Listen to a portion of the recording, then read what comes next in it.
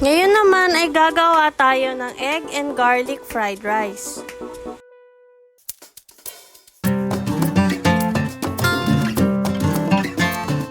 Sa isang pan na may mantika, painitin lang natin ito.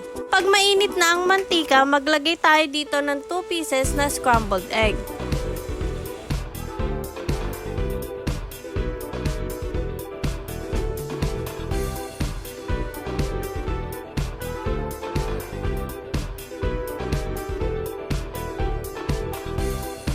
After na maging fluffy lang ito, hanguin at iset aside lang natin to. Sa same pan, maglagay na tayo dito agad ng minced garlic. Sunod naman, maglagay tayo ng pepper.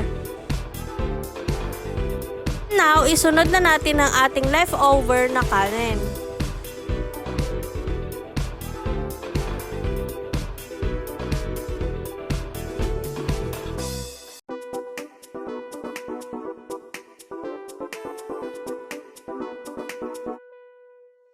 Next naman, after mahalo ito, lagyan ito ng salt.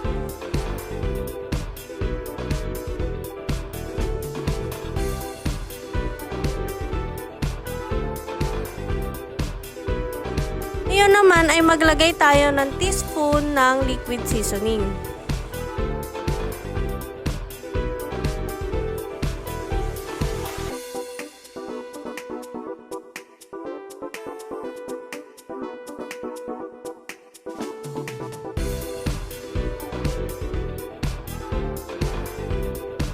Finally, it's cooked! Easy and masarap na fried rice. Like, follow, and hit the notification bell button.